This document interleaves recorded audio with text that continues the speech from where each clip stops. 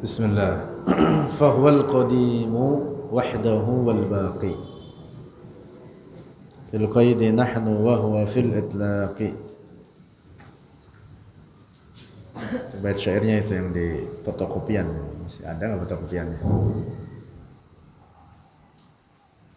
Syekh Abdul Ghani Nabulsi dalam Muqtada Syahadatain berkata, fahuwal qadimu, maka dia Allah al-qadim yang tiada bermula, wahdahu, hanya dia Allah yang tidak bermula, wal baqi, dan dia Allah al-baqi yang maha kekal, fil qaidi nahnu, dalam ikatan pada kita, wa huwa, dan dia Allah fil itlaqi, secara mutlak.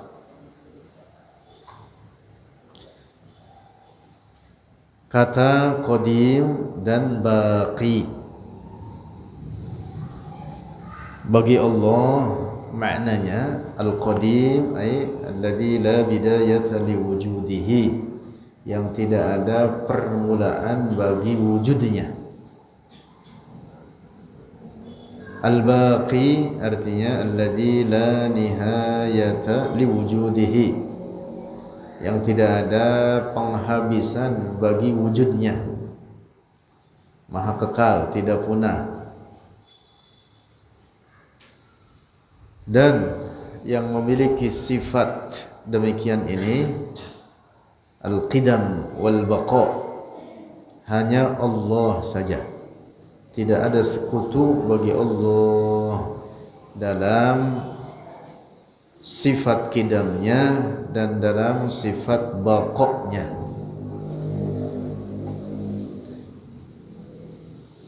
Adapun sifat qidam pada makhluk, kadang sifat qidam juga disandarkan bagi makhluk, berbeda maknanya dengan sifat qidam pada hak Allah. Al-qidam pada makhluk artinya ma marra alaihi sinun at-tiwal, artinya sesuatu yang telah lewat atasnya tahun-tahun yang panjang, artinya sudah sangat tua. Dalam bahasa Arab kadang dipakai kata qadim ini bagi makhluk, biasa diungkapkan seperti jika dikatakan hadza baitun qadim. Apa artinya qadim? Tua. Ini rumah tua, artinya sudah lewat atasnya tahun-tahun yang panjang. Marra alaihi sinun at-tiwal. Nah, demikian pula kata al-baqa kadang juga dipakai bagi makhluk. Kata baqa bagi makhluk bil qaid, dengan adanya ikatan. Dalam bahasa Arab biasa dipakai kata baqa ini, misalkan ana abqa fi hadzal bait. Ana abqa fi hadzal bait. Saya menetap berdiam di rumah ini. Demikian pula dengan baqa'nya surga dan neraka adalah dengan qaid, dengan adanya ikatan.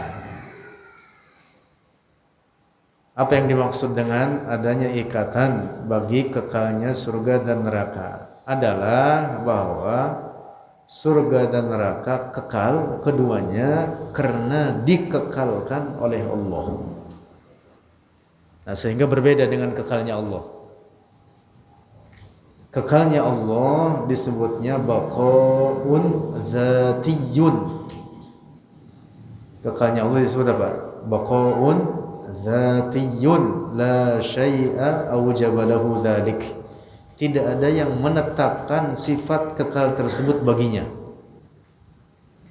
Adapun kekalnya surga dan neraka adalah karena dikekalkan oleh Allah. Nah, ini namanya qaid, ikatan.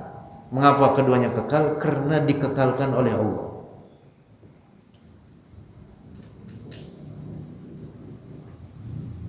Seandainya surga dan neraka ini punah, seandainya dapat diterima oleh akal, Mengapa? Karena keduanya makhluk Allah, memiliki permulaan.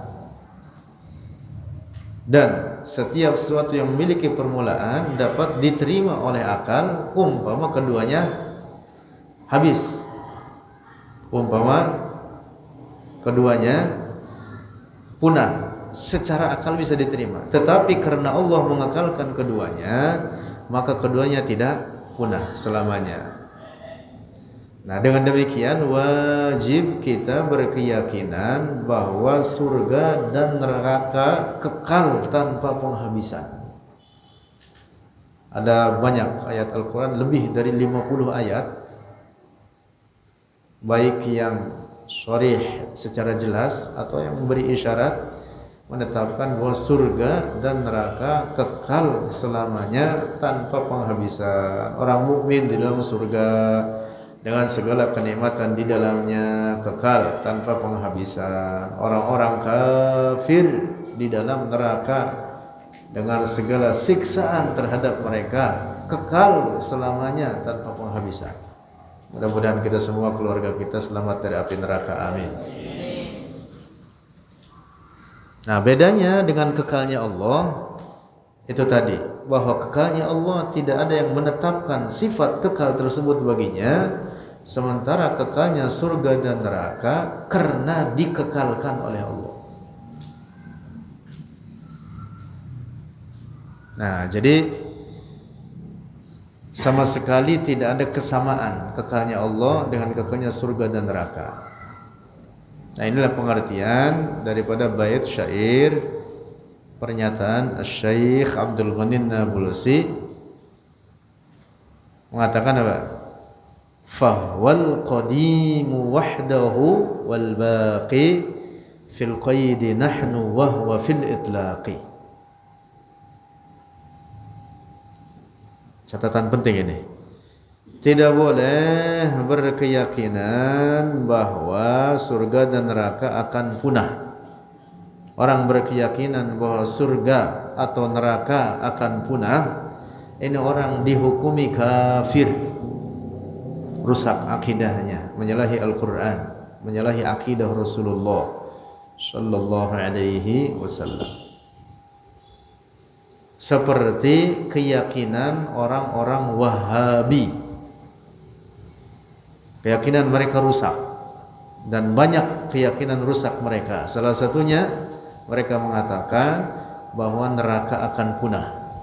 Nauzubillah. Ini keyakinan rusak. Keyakinan mereka ini mengikuti imam mereka atau diambil dari imam mereka yang bernama Ibnu Taimiyah. Jangan diikutin ini, orang ini. Namanya siapa? Ibnu Taimiyah. Ada banyak keyakinan ekstrim yang dirintis oleh Ibnu Taimiyah yang menyalahi akidah Ahlus Sunnati wal Jamaah, menyalahi akidah Rasulullah sallallahu alaihi wasallam. Salah satunya ia mengatakan dalam masalah ini Al-Jannat wan Nar, dia mengatakan bahwa neraka akan punah sebagaimana dikutip oleh muridnya sendiri, murid Ibnu Taimiyah, namanya Ibnul Qayyim Al-Jauziyah, dan ditulis oleh muridnya ini dalam karyanya berjudul Hadil Arwah ila Biladil Afrah. Nah, ini diantara sekian banyak ajaran ekstrim Ibnu Taimiyah. Kembali lagi, jadi wajib kita berkeyakinan bahwa surga dan neraka kekal. Bedanya dengan kekalnya Allah, bahwa kekalnya Allah disebut dengan baqaun zatiyun la syai'a awjaba lahu dzalika. Tidak ada sesuatu apapun yang mewajibkan bagi Allah sifat kekal tersebut. Memang sifat tersebut adalah sifat Allah azaliyatun abadiyah, sabitatun bidatillah, tetap dengan zat Allah tanpa permulaan, tanpa penghabisan, tidak berubah. Nah, adapun sifat kekal pada surga dan neraka adalah karena dikekalkan oleh Allah. Bi ibqaillahi lahuma, karena dikekalkan oleh Allah bagi keduanya.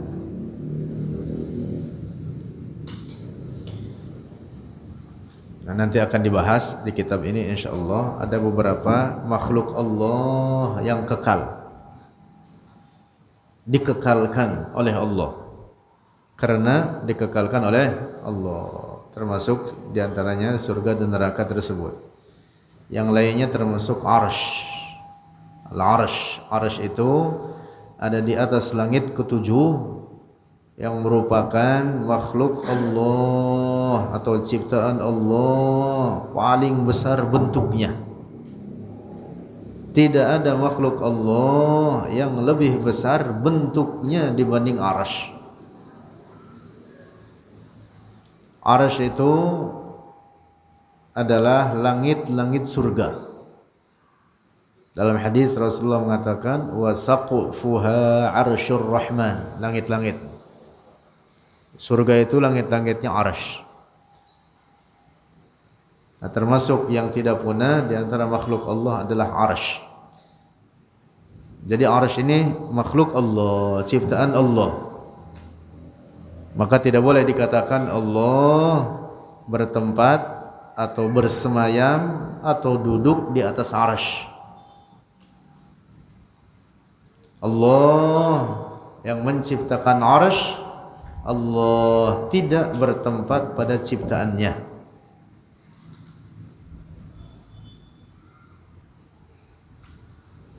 Allah ada tanpa tempat dan tanpa arah. Sebelum terciptanya arsy, sebelum terciptanya arsy, Allah ada tanpa arsy. Setelah menciptakan arsy, Allah tidak berubah. Allah tetap pada sifatnya semula, ada tanpa tempat, tanpa arah, tanpa arsy, tidak membutuhkan kepada ciptaannya. Nah, karena itu Sayyiduna Ali bin Abi Thalib berkata, "Innallaha khalaqal arsya izharan liqudratihi wa lam yattakhidhu makanan lidzatihi." Innallaha, sungguhnya Allah, khalaqal arsya, menciptakan arsy, izharan liqudratihi, adalah untuk menampakkan tanda-tanda kekuasaannya. Walam yattakhidhu makanan lidzatihi, dan bukan untuk menjadikannya sebagai tempat bagi zatnya. Allah ada tanpa tempat dan tanpa arah. Sebagaimana manusia ciptaan Allah, maka Allah mustahil bertempat pada tubuh manusia. Demikian pula arsy, ciptaan Allah. Demikian pula langit, ciptaan Allah. Maka Allah mustahil bertempat di langit atau bersemayam di atas arsy. Nah, karena itu tidak boleh dikatakan terserah yang di atas bagi Allah. Berkembang di sebagian masyarakat kita ini kata-kata buruk, menyalahi akidah. Tidak boleh dikatakan bagi Allah terserah yang di atas. Katakan terserah Allah, bagus. Allah tidak di satu tempat atau di semua tempat, tidak di satu arah atau di semua arah, tidak boleh dikatakan ada di mana-mana, tidak boleh dikatakan bertempat di langit atau bersemayam di atas arsy. Yang benar, Allahu mawjudun bila makan, Allah ada tanpa tempat. Wala yajri alaihi zaman, dan Allah tidak terikat oleh zaman, tidak terikat oleh waktu. Allah yang menciptakan ruang dan waktu atau tempat dan waktu, juga yang menciptakan segala arah, maka Allah tidak membutuhkan, tidak bertempat, tidak membutuhkan kepada ciptaannya tersebut, tidak terikat oleh waktu, tidak terikat oleh ruang. Karena itu pula tidak boleh dikatakan bagi Allah di dalam atau di luar alam ini. Karena kata-kata di luar dan di dalam itu hanya berlaku bagi apa? Benda. Sesuatu yang memiliki bentuk dan ukuran. Allah tidak dikatakan apa? Di luar atau di dalam. Munazzahun 'anil hululi wal jihah walittisali linfisali wassafah. Munazzahun 'anil hululi wal jihah. Allah Maha Suci dari menyatu di dalam sesuatu, Maha Suci dari arah, Maha Suci dari al-ittisal dan al-infisal, Maha Suci dari menempel atau terpisah, Maha Suci daripada di dalam atau di luar. Dia tidak boleh katakan di dalam atau di luar. Allah Maha Suci dari segala bentuk dan ukuran. Karena itu Allah tidak boleh disifati dengan sifat-sifat benda. Tidak boleh dikatakan bagi Allah turun naik. Tidak boleh dikatakan bagi Allah bergerak atau diam. Gerak dan diam itu sifat benda. Allah yang menciptakan gerak dan diam. Allah Maha Suci dari sifat gerak dan diam. Allah bukan benda. Allah mawjudun bila makan wala yajri alaihi zaman. Ada tanpa tempat dan tanpa arah serta tidak terikat oleh waktu dan zaman. Buka kitab. Bismillah.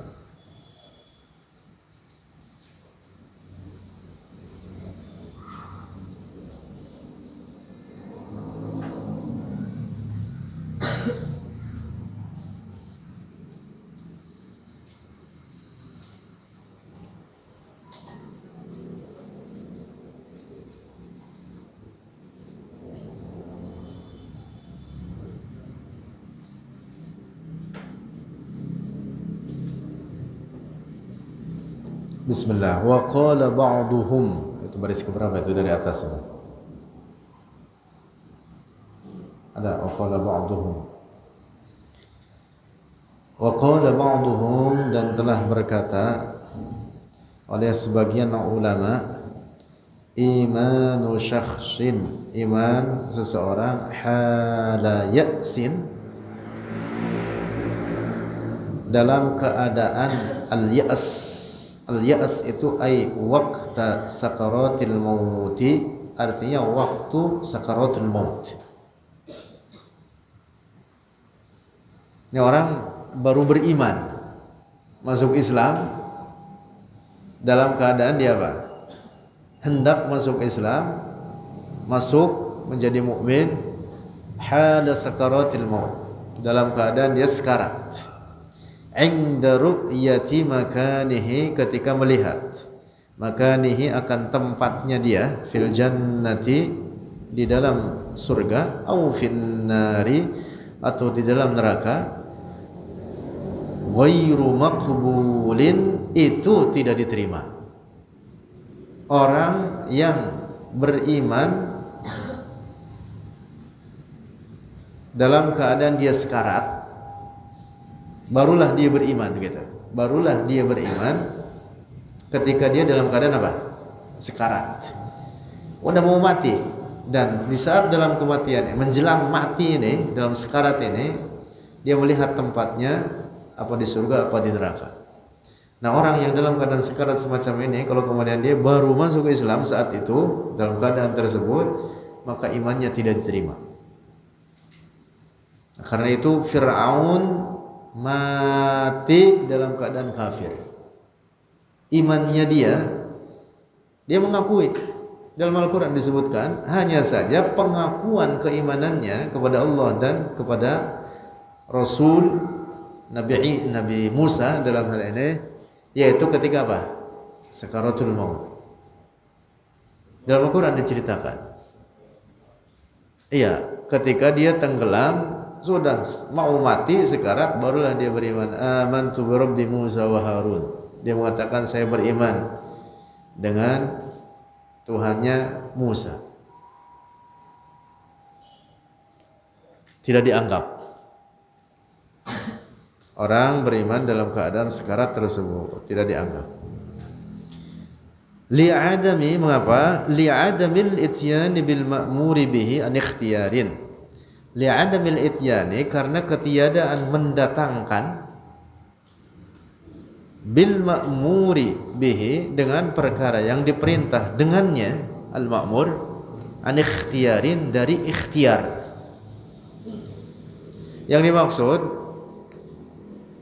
orang yang dalam keadaan sekarat begitu itu, dia berimannya bukan dengan ikhtiarnya lagi, tetapi sudah dalam keadaan apa? Terdesak.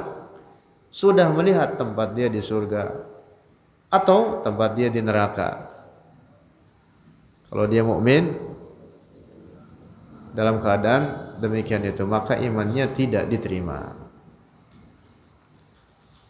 Hidup ini kan dijadikan oleh Allah apa? Menjadi ujian. Alladzi khalaqal mauta wal hayata liyabluwakum ayyukum ahsanu amala. Nah, kita ini diperintah mengerjakan ibadah ini itu kewajiban-kewajiban, itu anikhtiyarin namanya. Dengan ikhtiar. Ada yang taat, ada yang tidak taat. Nah, sekarang kalau sudah dalam keadaan terdesak, barulah dia taat, itu namanya bukan anikhtiyarin namanya. Tapi anidhtirorin namanya, karena emang terpaksa. Mau nggak mau. Jadi tidak ada lagi makna ujian bagi dia. Paham tidak nih? Tidak ada lagi makna ujian kalau orang sudah dalam keadaan terdesak seperti itu. Nah, karena itulah maka imannya dia tidak dianggap. Lanjut. Fa innal 'abda, maka sungguh seorang hamba, yara makanahu, melihat oleh al-'abd makanahu, akan tempatnya, fi dzalikal waqti, dalam itu waktu. Dalam itu waktu apa? Sekarat, sakaratul maut. Kama ruwiya, sebagaimana diriwayatkan anin nabiyyi, dari nabi sallallahu alaihi wasallam, annahu, bahwa ia Rasulullah qala, bersabda, innal 'abda, sesungguhnya seorang hamba, la yamuta, tidak akan mati, hatta yara mawdi'ahu, sehingga melihat oleh al-'abdu mawdi'ahu, akan tempatnya, fil jannati, di dalam surga, fil nari, atau di dalam neraka. Nah, jadi setiap orang dari kita ini sebelum mati mesti akan melihat nanti tempatnya di akhirat, apa di surga apa di neraka. Mudah-mudahan kita semua ditempatkan di surga, amin ya rabbal alamin. Keluarga kita, saudara-saudara kita, anak-anak kita, orang tua kita, amin. Nah, jadi kata Rasulullah gitu, la yamutal 'abdu hatta yara mawdi'ahu fil jannati aw fin nar. Nah, kata para ulama disebutkan penjelasannya, yaitulah ketika sekarat. Nah, kalau sudah melihat tempatnya dia di akhirat, apa di surga apa di neraka, berarti apa? Gugurlah imtihan itu. Ujian itu gugur udah. Ujian bahwa kita hidup ini disuruh beribadah, disuruh berlaku taat, disuruh mengerjakan kewajiban-kewajiban, menghindarkan barang-barang yang haram. Al-ibtila atau al-imtihan. Nah, kalau sudah melihat tempat ini, orang beriman semua. Kalau sudah melihat, kalau langsung melihat, tentu orang beriman semua. Nah, justru nanti dilihatnya itulah ketika sekarat. Karena itulah maka dalam keadaan sekarat itu, iman itu tidak dianggap.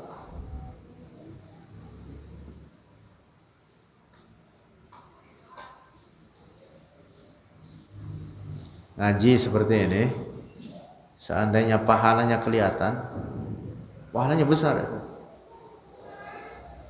lebih besar daripada sholat sunnah ratusan rakaat. Kalau itu pahala kelihatan, kira-kira yang ngaji banyak gak ini? Banyak. Emang juga pahala gak kelihatan, bakal disimpan di akhirat. Disitulah letaknya ikhtiar kita. bahwa kita itu diuji mau ngaji apa tidak.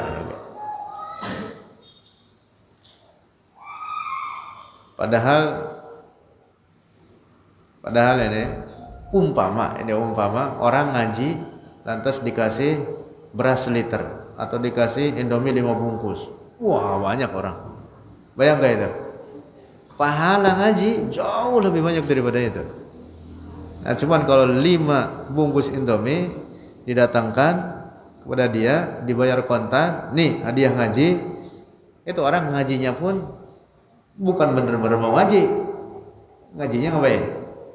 Nyari Indomie. Jadi sukutun ikhtiar, jadi gugurlah ikhtiar dia untuk ngaji itu. Mau ngapain? Ngajinya mah emang ogah. Lantas dia ngaji datang juga supaya ngapa? Dapat Indomie.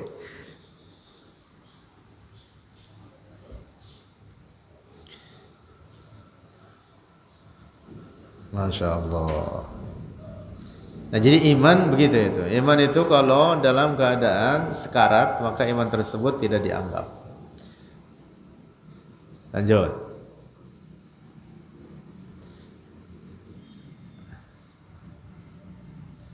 Bikhilafi taubatil ya'is. Bikhilafi taubatil ya'is. Berbeda dengan taubatnya orang yang al-ya'is itu kalau bahasa kita putus asa. Nih, bedanya dengan yang tadi, kalau tadi orang mau masuk Islam, mukmin. Kalau ini taubat. Berarti artinya orang ini apa? Mukmin. Orang ini mukmin. Nah, orang yang sudah putus asa, fa innaha, maka sungguhnya taubatul ya'is maqbulatun, itu diterima ba'da sihhati imanihi, setelah sah imannya. Memang dia dasarnya orang mukmin. Ini orangnya mukmin, betul dalam imannya. Lantas dia apa? Punya dosa-dosa misalkan, dan kemudian dia bertobat halatal ya'as. Halatal ya'as. Maka taubatnya itu kata para ulama masih diterima. 5 ruwiyah, karena apa yang diriwayatkan an Ibnu Umar, dari Ibnu Umar, annahu qala, bahwa dia Ibnu Umar, yaitu Abdullah bin Umar, qala berkata, ia qala Rasulullah, telah bersabda Rasulullah sallallahu alaihi wasallam, tuqbalu taubatul abdi, diterima akan taubat seorang hamba al-mukmini yang beriman, ma lam yughargir, selama belum gorgoroh. Apa itu gorgoroh? Ai ma lam tablugh ruhuhul hulqumah, selama belum sampai oleh ruhnya itu orang, itu hamba, al-hulqumah, terhadap al-hulqum. Al-hulqum itu ya tenggorokan sini nih, al-hulqum. Al-hulqum sini. Jadi kalau itu ruhnya belum sampai ke situ, walaupun dia sudah apa? Dalam keadaan halatul ya'as, badan udah nggak bisa digerakin, tangan nggak bisa digerakin, kaki udah dingin. Kemudian orang dalam keadaan seperti itu bertobat kepada Allah, diterima taubatnya. Ya, tetapi taubat jangan dientar-entar. Taubat itu bersegera. Dasarnya mah taubat itu harus segera dikerjakan kapanpun seseorang jatuh dalam perbuatan maksiat besar atau kecil. Ikutkan dengan taubat. Wa tajibut taubatu min saghirah fil hali kal wujubi min kabirah. Wa tajibut taubatu min saghirah. Wajib bertobat karena dosa kecil, fil hali, bersegera. Kal wujubi min kabirah, sebagaimana wajib itu taubat bersegera karena mengerjakan dosa besar. Dosa besar, dosa kecil wajib diikutkan dengan taubat. Apa taubat? Taubat itu al-iqla', melepaskan diri, an-nadamu, yang pertama an-nadam itu menyesal, wal iqla'u, dan melepaskan diri, wal azmu ala alla ya'uda ilaiha, dan bertekad untuk tidak kembali kepadanya. Itu diperbaharui setiap saat. Perbaharui terus begitu. Menyesal, melepaskan diri, dan bertekad untuk tidak kembali. betul-betul ini 3 perkara rukun taubat ini tertanam dalam hatinya. Kalau ternyata misalkan kejadian lagi perbuatan maksiat pada dirinya, hadirkan lagi 3 perkara ini. Yang penting 3 perkara ini betul-betul tertanam pada dirinya. Dia tidak ingin kembali lagi. Jangan diniatin ntar mau balik lagi. Kalau diniatin ntar mau balik lagi nggak jadi taubatnya. Nah, maka tajdidut taubah itu, memperbaharui taubat itu diperintahnya setiap saat, kapanpun jatuh dalam perbuatan maksiat. Ini orang kalau betul melakukan taubat model seperti ini, ditajdid setiap saat jatuh dalam perbuatan maksiat, dia menyesal, dia melepaskan diri darinya dan bertekad untuk tidak kembali. Terus begitu, umpama mati, maka dia mati dalam keadaan bertobat, masuk surga. Masuk surga kalau benar dalam keadaan taubat seperti itu. Rasulullah bersabda, at-taibu minadz-dzanbi kaman la dzanba lahu. Orang yang bertobat dari dosa, maka dia tidak punya dosa. Dia diampuni dosanya oleh Allah. Allah menjamin ampunan bagi orang yang betul bertobat kepadanya. Nah, umpama ada orang barulah dia bertobat halatal ya'as. Menurut sebagian ulama tadi disebutkan apa? Masih diterima juga. Yang penting ruhnya belum sampai al-hulqum. Innallaha yaqbalu taubatal 'abdi ma lam yughargir. Nah gitu dalam hadis tadi. Mata udah kagak bisa dikedipin gitu. Kaki udah dingin, tangan gak bisa digerakin, paling telunjuk gerak dikit itu juga. Atau telunjuk gak bisa digerakin, tapi masih apa? Ada urat nadinya hidup, kedip, udah 5 watt. 5 watt udah mau mati. Yang penting itu ruhnya belum sampai ke al-hulqum, belum sampai kepada keadaan gorgoroh. Kata Rasulullah, Allah menerima taubatnya kalau dia bertobat saat itu. Nah, cuman itu tadi, perintah taubat itu bukan nanti udah tua. Taubat itu dari muda, dari semenjak muda. Setiap saat jatuh dalam perbuatan maksiat, ikutkan dengan taubat. Bukan kayak pepatah apa, kelapa muda kupas-kupasin, kelapa tua tinggal batoknya. Lagi muda kupas-kupasin, udah tua tinggal bongkoknya. Jangan begitu. Jadi taubat dari kapan? Dari semenjak muda, kapanpun jatuh dalam perbuatan maksiat, ikutkan dengan taubat. Bukan nanti udah tua, ntar kalau udah umur 60 saya mau taubat. Siapa yang tahu umur sampai 60? Nah, nggak ada yang tahu. Bisa-bisa besok mati dia, atau minggu depannya, atau bulan depannya, atau umur 40, atau umur 50.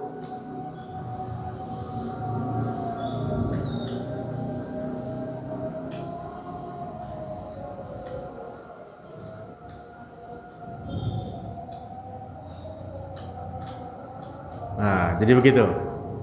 Hukum taubat itu adalah kewajiban setiap saat. Watajibu taubatu min saghira fil hali kal wujubi min kabira. Wajib taubat itu setiap saat bersegera, baik karena mengerjakan dosa kecil atau karena mengerjakan dosa besar. Bukan dosa besar aja, dosa kecil pun bertobat darinya. Walaupun ada beberapa dosa kecil yang otomatis terampuni atau diampuni oleh Allah dengan beberapa perkara. Ada dosa-dosa kecil yang disebutkan misalkan dalam Al-Quran, innal hasanat yudhibnas sayyiat, sungguhnya kebaikan-kebaikan itu dapat menggugurkan keburukan-keburukan. As-sayyiat di sini yang dimaksud apa? Dosa-dosa kecil. Orang bersedekah dapat menggugurkan dosa-dosanya, artinya dosa kecil. Orang berwudu, khuttat khotoyahu, jadi gugurlah dosa-dosanya pada tangannya, pada matanya. Yang dimaksud adalah dosa-dosa kecil.